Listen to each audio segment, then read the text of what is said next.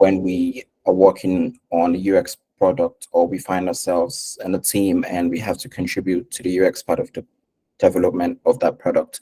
So for stakeholders are like they are people um, they are like people who we get to work with to create the experience for the product that we're working on.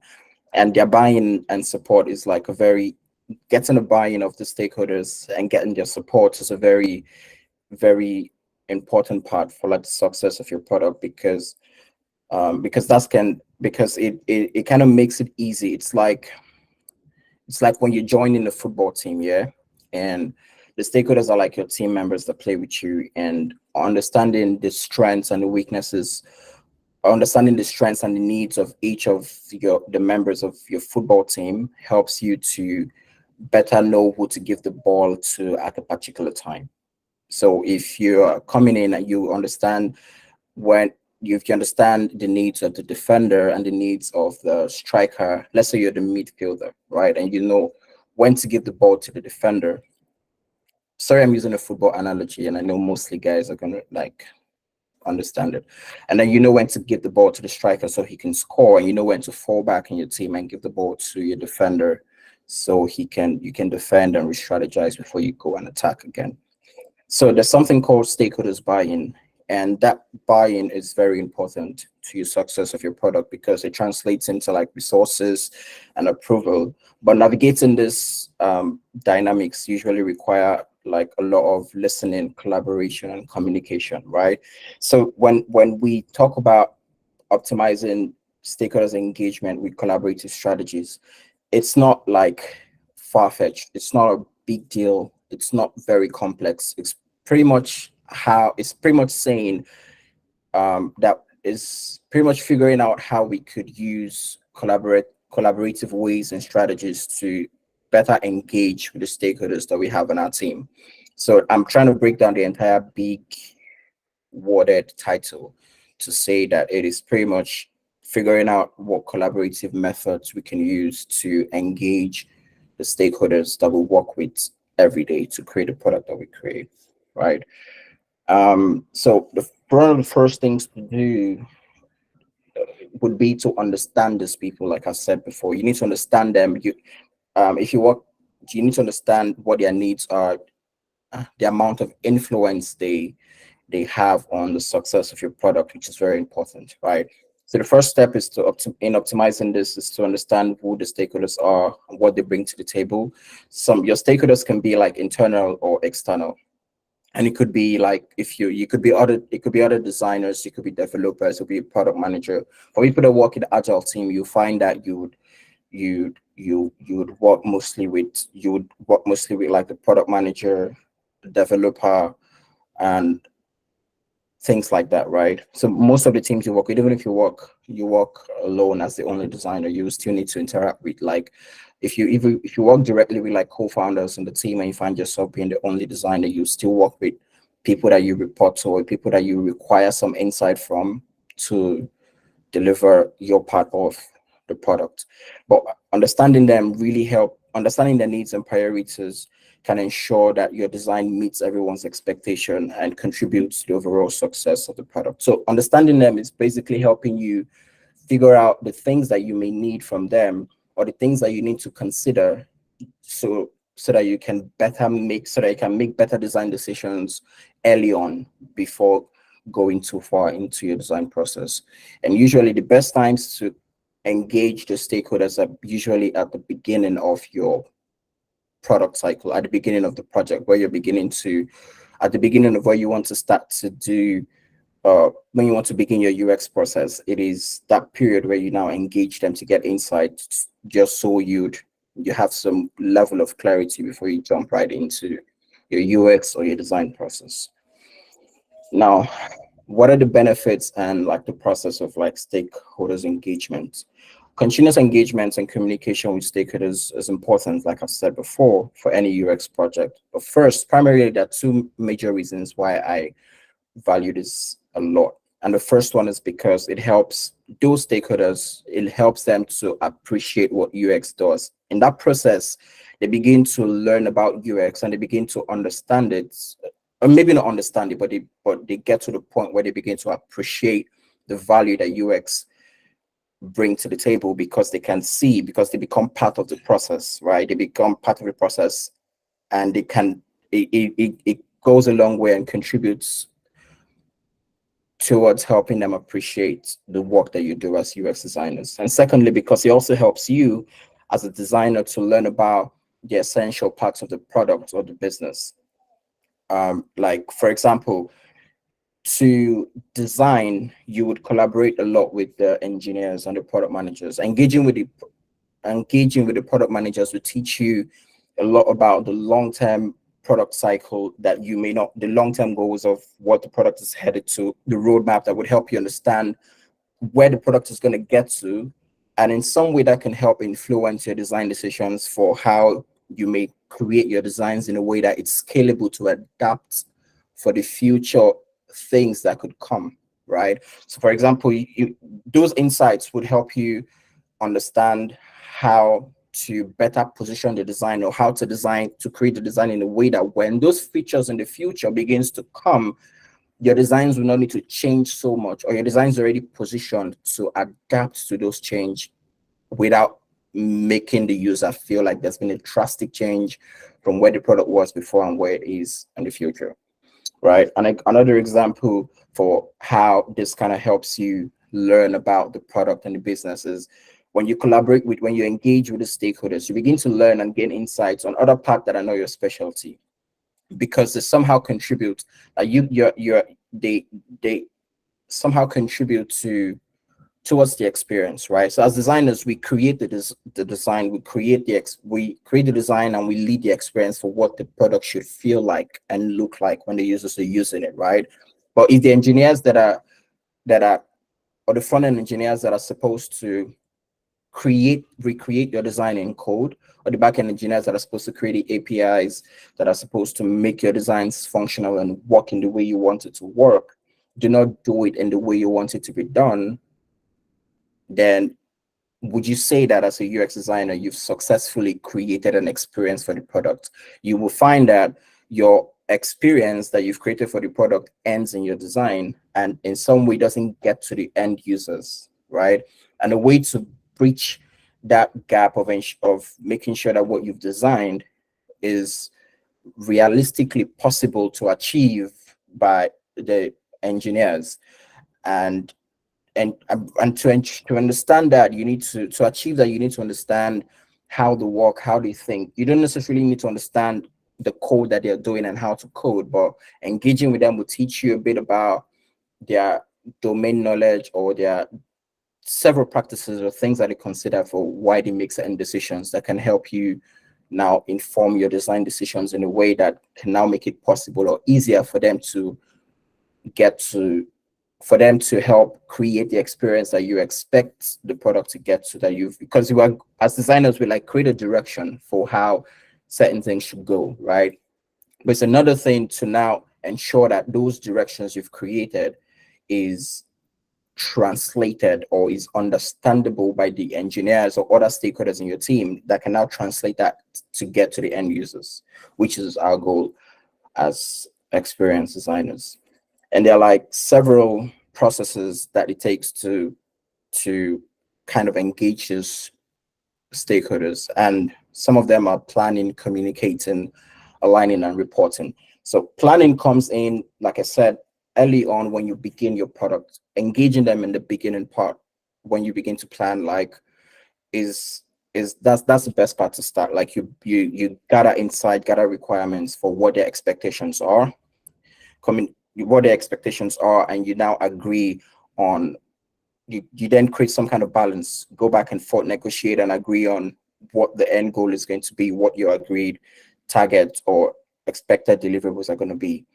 And communicating is also is a point where you need to kind of establish some kind of feedback loop for how you can bring them into the process and make them feel like part of it. And in the next slide, I'm going to talk through a bit more. I'm going to go deeper into some of the processes that we could utilize towards optimizing our stakeholders' engagement. Now, in this slide, once we've understood our stakeholders, we're gonna need to create like collaborative cultures that encourages communication, feedback, and co-creation. So in this slide, we're going to talk about creating collaborative cultures. Creating a collaborative culture is very, very important towards towards optimizing your stakeholders' engagement. And these three parts, communication, feedback, and co-creations, those are the three strategies that you primarily need to optimize those um, those stakeholders engagement that you've got. Communication, one, because it helps you clearly set your expectations, right? It helps you clearly define, communicate what your challenges are going to be, what your expectations are, and agree on it. Feedback, creating a feedback loop helps you go back and forth and make changes in time, instead of so that you can reduce the risk that, or solve the mistakes early on, and reduce the risk of investing so much only to come back to change everything after a short period. And co-creation is also important because it gives the stakeholders an opportunity to be part of your process, right? In the next slide, we're going to talk about um, some co-creation methods that contributes towards fostering like a collaborative culture for stakeholders engagement. So to foster a collaborative culture, you should establish like clear channels of communication, such as regular meetings, status updates, design reviews. Those are like clear communication methods for you to engage in, for you to engage your stakeholders. You need like, it could be like regular meetings, for example, our status updates.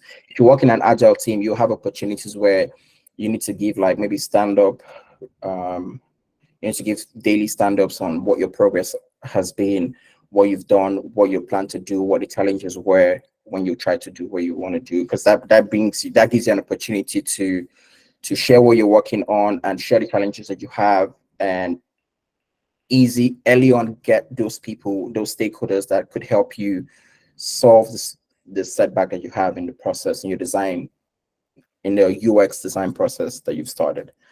Um, Also, you should encourage your stakeholders to share their feedback and ideas openly and constructively, and to participate in like workshops and co-creation activities. Co-creation activities, workshop is a very like is um one of the very um popular co-creation methods that allows you to bring in the stakeholders and make them co-create with you and make them feel like part of the process, right? And some tools that you use for this, an example of a good tool for something like this is Miro. I don't know if you guys know about the tool called Miro, but the tool Miro is like a whiteboarding app where you create like small workshop tasks and use it to engage the users, use it to engage your stakeholders when you're brainstorming and coming up with ideas for your product or challenges that you have, like brainstorming to like solve a UX challenge, or to like bring up solutions to improve the product. And you need to engage like the stakeholders. For example, workshop is like an amazing method, because imagine an example of those things that you do with like those exercises that you can do in a workshop are like crazy fives, those kind of things, right? Imagine doing that and bringing your team to be part of it, and they get their hands dirty and they move certain things together, and you guys come together and analyze what it should be on a whiteboard. It makes them feel like they're designers, and everyone like feeling like they're designers. So they don't like when designers create things in isolation and now expect them to just go on with whatever it is that the designers say. But when you involve them in that kind of process, it makes them kind of understand. Or when you're not, there's really less. You would you would you would you would not be in positions where you would need to explain, okay, why do we need to move this like this? They kind of unconsciously just agree, and it's easier for you to negotiate for how certain things should be without coercing them or forcing them to do certain things. Instead, you'll be inspiring them and encouraging them to just align with the design that you've recommended, because they're part of it. It's not even you recommending it, it is you guys coming together to create it, but you're just leading the conversation. Um, so now strategies for engaging stakeholders. There are a couple strategies that I said that primarily communicating, creating a feedback loop, and co-creating, but broken down into small steps. They form this small list of five that I've shared in the slide, and one of which is conducting stakeholders interviews, which is what you do in the early on of your UX design process. So it's a quick example into what the stakeholder interview could look like. So for people who work on standalone projects like freelancing and stuff like that, this is the part where you engage your clients and try to get insight as to what their expectations are, what success looks like for them, what's important for them to achieve, what the objectives are, things like that, what the business goals are. This is the point where you then begin to get clarity on what their business expectations are, so you can now marry that with the user's expectation, right? So, but when you work in an agile team, an example for this is, for example, a good example in like a real design use case is, so for me personally, there's a time I was working on the design system for a product that I was working in some of the places that I've worked in the past. And I needed to, while I was creating the design system, I was planning to create a design system, but I wanted to understand um, what the front-end engineer who was going to recreate this designs into code was, I needed to understand their naming conventions. I needed to understand what he was going to use to build it, and so that I would design, create the design system in a way that makes it for easy for the front-end engineers to easily create without having to go back and forth with me. And so I requested a meeting with a front-end engineer where I engaged him and asked, "Oh, what are you going to use to build this? What are you using?" And he said, "Oh, I'm going to use is it was good that is I'm going to use this, I'm going to use that." And I begin when I find out what he was going to use. In this case, for example, you could use Bootstrap or other things like that. And then I went to what he was going to use and checked their existing design naming conventions, how they name their components. So if they name something accordion, I don't now go and change the name of an accordion to something fancy, but I kept that naming conventions and other things like that. That makes it easier for the engineers to not be to create clarity, because it could be the same thing, but because I've named it differently, the engineers could be struggling to find where the accordion is or things like that, right? So that's just an example for how um, collaborating with the engineer upfront helped me and helped him as well easily. It made both our jobs easier. It made it so that I didn't spend a lot of time designing the right thing in the wrong way, and he didn't and saving his time by struggling to figure out what I meant with certain things and now recreating the right thing in the wrong way as well. So that both saved both our times and saves the time for the company as well, which is really very important.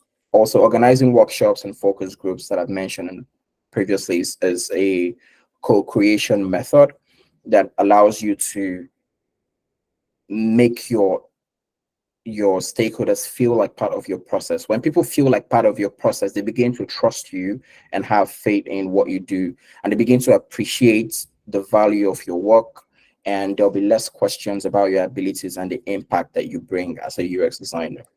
Also, creating personas and user stories are just like they're like UX artifacts that make it easy for you to um, communicate your UX findings to these stakeholders without using all the UX gibberish, right? This helps them. These are like supporting documents that help you prove your point or communicate why certain things should be done in certain ways. For example, you say, "Oh, this is from my research. I found that this is like a summary of user personas that I've created as regard my research, and from this you can find that the user requires X, X, and this and that is why I'm doing this and that," right? Developing prototypes again gives the same value like the previous one. It just primarily helps you easily communicate what you want to add to the stakeholders, right? These prototypes help like your for example, it helps with it helps the different stakeholders that you could help. It helps, for example, it helps your PM properly communicate briefly what you want to achieve with higher stakeholders in the company, like the C-level executives and things like that. And they can, so these are like examples, right? And then creating a feedback loop is, like I've mentioned previously, is very important because it helps you save time and fix issues early on instead of realizing that at the end of the project. And when we engage stakeholders early on, we can adjust our design process to mitigate the risk, and that would save us like tons of time going back and forth and fixing the same thing that could have been fixed in the past, right? Now there's some best practice for collaborating with stakeholders. They're the same thing that I've listed before. It's basically communication and transparency, um, empathy and active listening, clear goals and expectations which can be set um, from your from your stakeholders interview that you've conducted. Creating a shared vision is something that you can do when you've engaged them in co-creation activities and methods like a workshop or focus groups, where you bring them together to brainstorm an idea or work on something, and then now align on what the vision is going to be, which can be done in your user interview, which can be done in your stakeholders interview session, or in co-creation exercises like workshops and focus groups. When you can achieve those things, it makes it easy for you to effortlessly collaborate and engage your stakeholders, which can be designers, the product managers, C-levels executives, all your users as well, not just your, because remember, like stakeholders can be internal and external. So your internal stakeholders are like your team members, the people you work with, either directly or indirectly, while the external stakeholders are like the your users or your customers, people that are going to use the product. You also communicate with them as well. Um, Now there are some challenges that could come with with engaging stakeholders, and some of them could be like communication barriers, your stakeholders being resistant to change, and lack of resources and things like that. But one of the things that I found, and it's in this with these challenges, it could be easy for things to get heated up, for you to get frustrated and feel like someone is slowing down your process, or someone is making it difficult, unnecessarily difficult for you to just do your job. Right. One of the things that I found that make it easy to just keep things on the low and maintain your cool and remain a professional even while you're trying to overcome this challenge is to remember that um, every one of your stakeholders, right, you all share in the same goal to create a successful product. And so they have the best interests. It is in their interest for the product to be successful, right? So that remembering that would make it possible or easier for you to not take things personal, or feel some type of way when certain things do not go your way or the way you've expected it to go. But these popular challenges are things that could easily be resolved, like communication barriers. You just need to understand this is where paying, giving a listening ear and being attentive is gonna really help play a very important role, right? Because if there's a communication barrier, you just need to just take a step back and consciously pay attention to listen to understand what it is you might be missing, right? Understand what the other person is trying to communicate, what they're trying to say, and then you can now act on that and now clearly communicate and try to fix that glitch with communication. And also, when you find that some people are resistant to change, and that sometimes you may not be able to do anything about it. Um, or whatever you do, you just need to you always need to remain professional. You can try to you can try to clearly share why you believe certain things should be in certain ways, and if they remain adamant to those change, or they give reasons for why it shouldn't change at this time, or why certain things are done at this time, it then in that situation you could just um you could do what you can instead and just focus on the things that you have control over, and just leave the rest that you can't. But if it's unbearable for you to work in such places, you can now that can now be a motivation to moving on to um, other places with cultures that you most align with. There was a time where I needed to um, I was worried that there wasn't enough time or enough resources or enough effort put into like research, or there was not enough time. The PMs didn't allow us enough time to properly use research or use data to influence our design decisions. And they always wanted like design feedbacks and changes really quick. And the PM at that point, I felt like the PM was just being an asshole with like being to wanting things done like yesterday. But at a point, when I didn't realize, I was just frustrated. It was frustrating my flow and my process, right? But then when I reached out and I clearly communicated, oh, this is how I feel, and this it's really important for me or for us as a company to use this to utilize the UX strategies and research to inform our design decisions. Then he goes and he clearly now explained. At that point, I didn't there was a disconnect between me and the business objectives. I didn't clearly understand the goal or the business objective, some business objective of that particular product. But then when he explained, when I brought that to him, he explained that that particular product was like an MVP, was like a trial. It was a test run product. And so everything the PM were doing were experimental, right?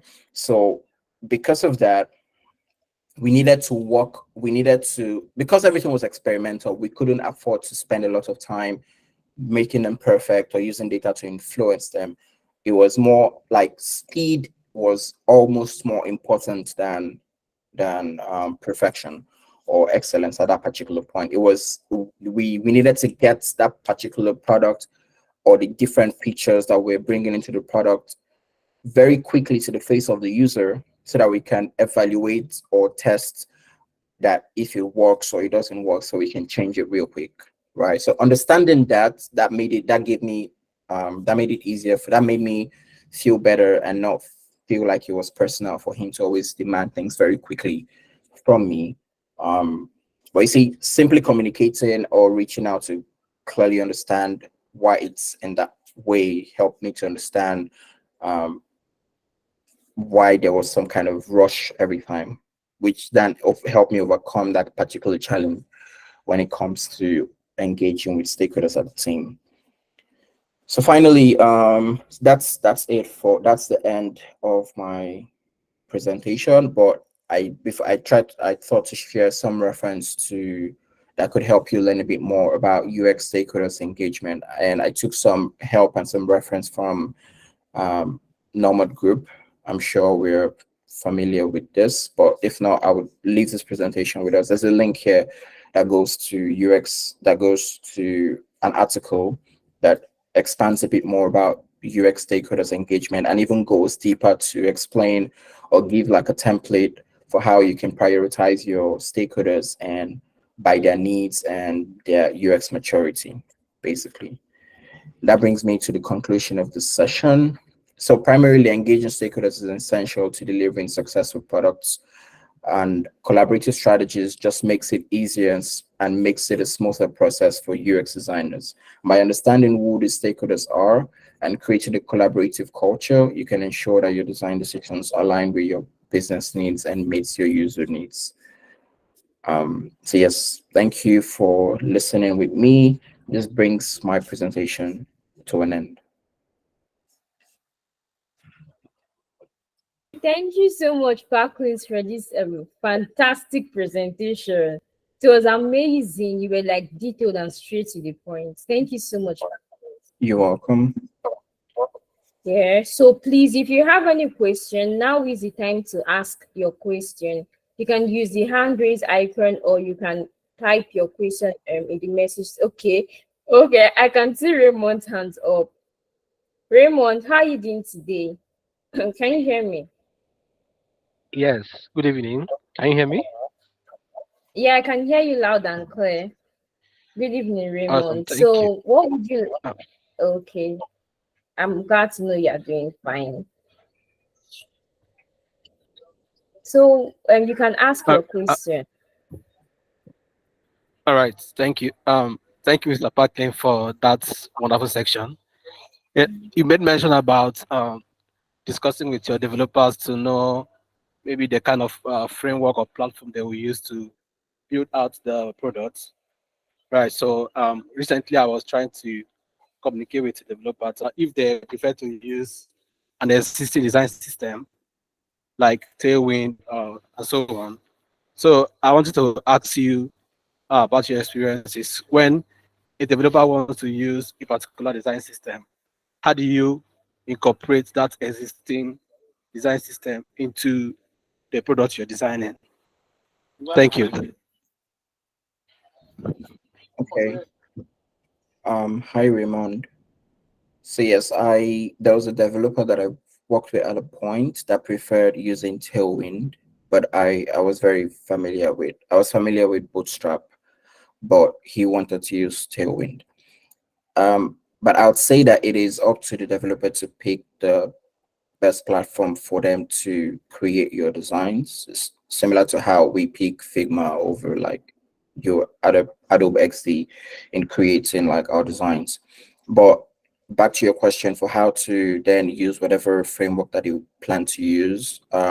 One thing with all of these frameworks is that there's a consistency. There are certain things that are consistent, like the components, the names of the way the components are, like the types of components. Basically, like a radio button is the same radio button in Bootstrap that is in Tailwind, right? Tailwind just have a different structure for how they break down their components into like small bits. So the best thing is just checking whatever framework it is the developer wants to work with and figure out like some primarily naming conventions for how they name certain things. Because when developers come to your Figma design to kind of understand what design um, styles you're using for your components, they what one thing they look out for is the namings of those things. For example, like, okay, what is this? Is this a button? How is this named? What did you call this? For a good example is your typography. There are some frameworks that they name their typography like H1, H2, H3, H4, H5, H6 in paragraph, right? So, and there are other frameworks that where they name their typography are like title, title type, large XL, title XX, XXX, X small, S small, like those kind of naming conventions, right? Those are the things that you look out for, the naming conventions of those components.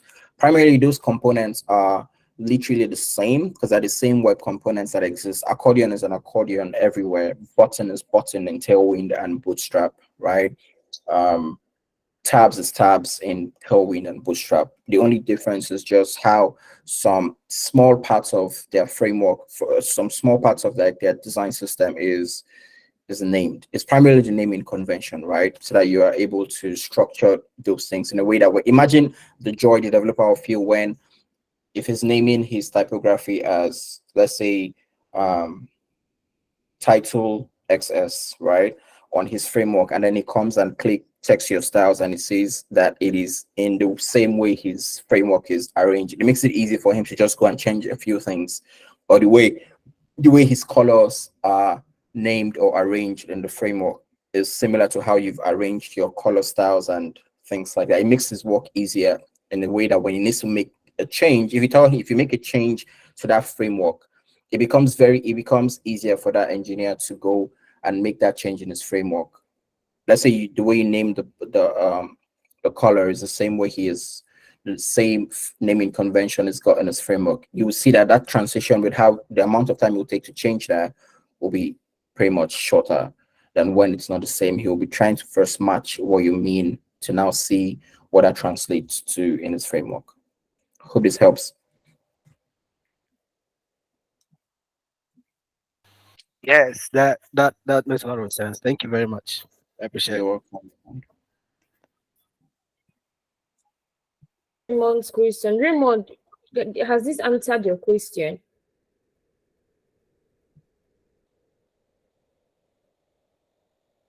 Can anyone hear me? Raymond, can you Yes, hear me? it is Okay. very well. Okay. Thank you, Parklins, for that one. Olalikon, you can ask your question. Okay, hi, Parklin. Thank you for the insightful session that we had.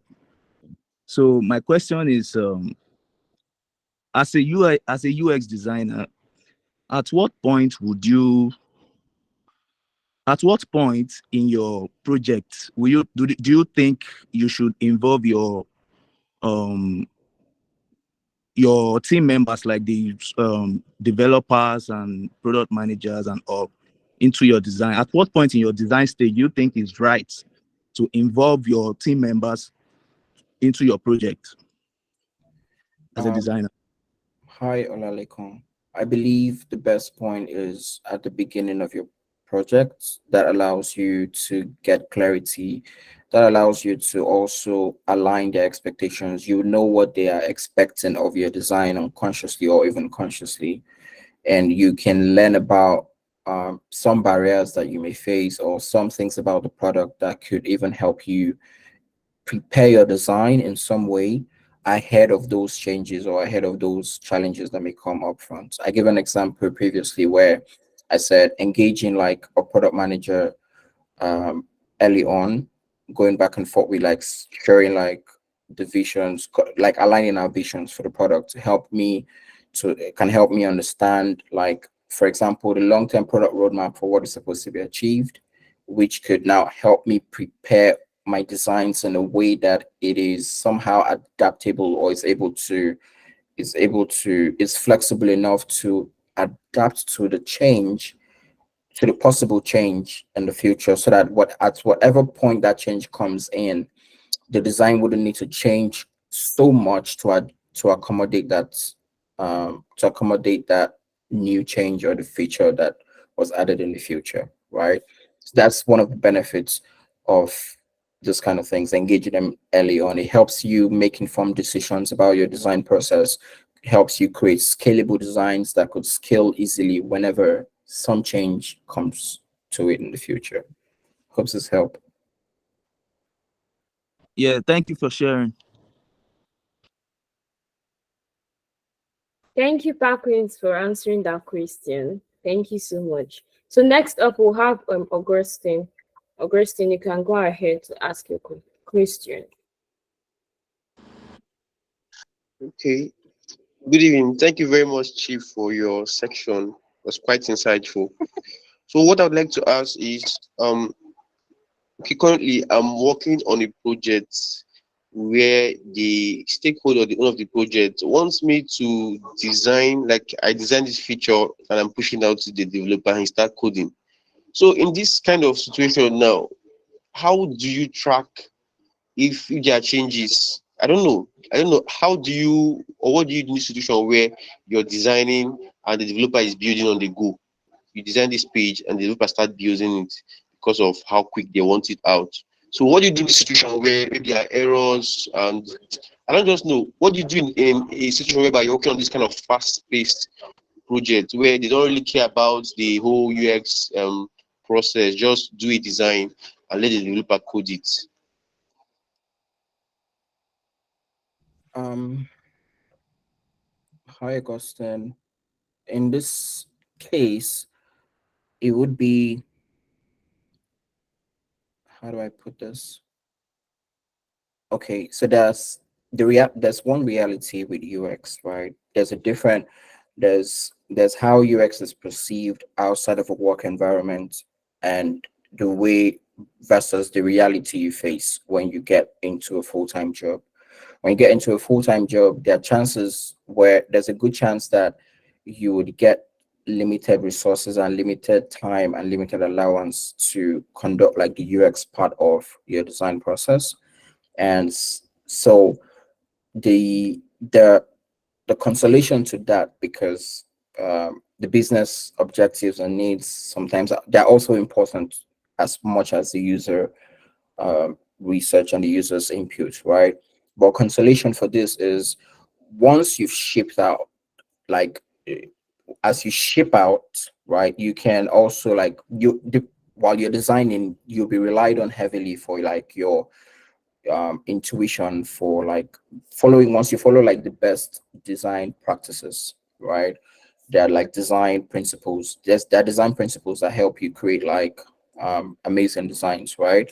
You follow the design principles, your consolation for that part would be that once you've done your best based on your abilities to create like the best designs with your intuition and some understanding about the user, at the end, once the product is created and has gone to the user's point, you can gather the feedback from the user at that point and then improve the product based on that feedback, right?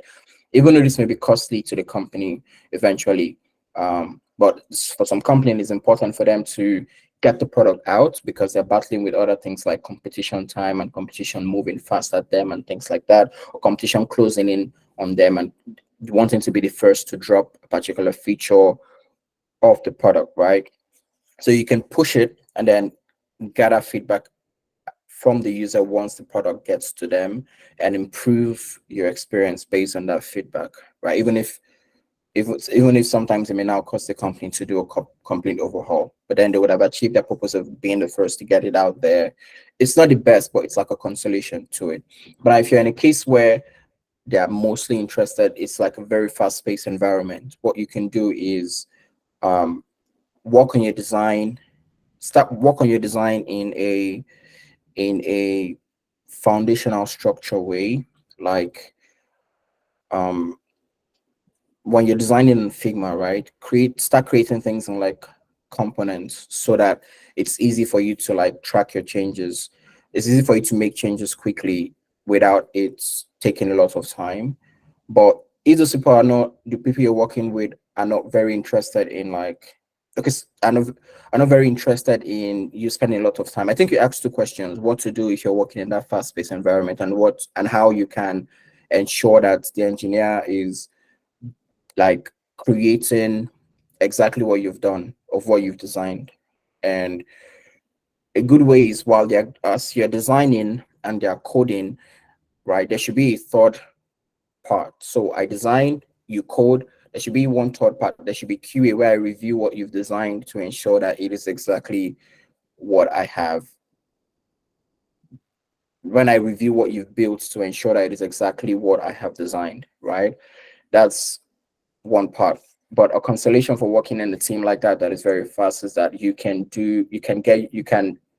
infuse the user input or your user research at the end of the product. Once it's hit the end user, they can now gather the feedback from those users and improve on the product. So you can move first using your intuitions and some knowledge you understand, some knowledge of the users that you've gathered from the stakeholders to work in that process. Sometimes it's not really up to the UX designer to pick the pattern for how the work is going to be done.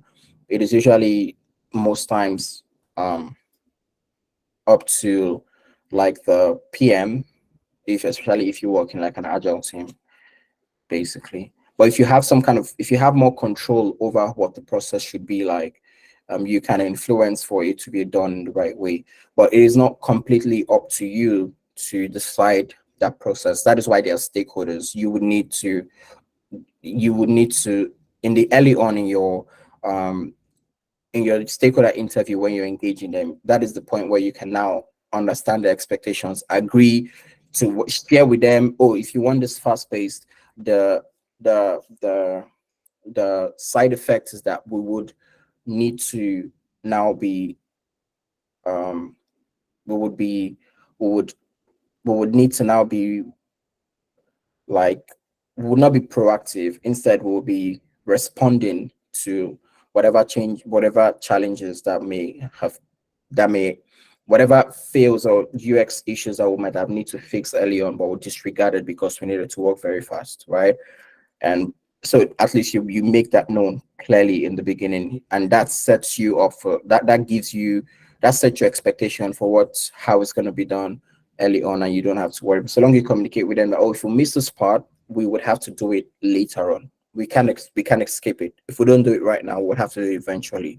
Or even if you need us to do it this way, you need to be conscious of the fact that we will still have to do it eventually once this is out. So what I mean.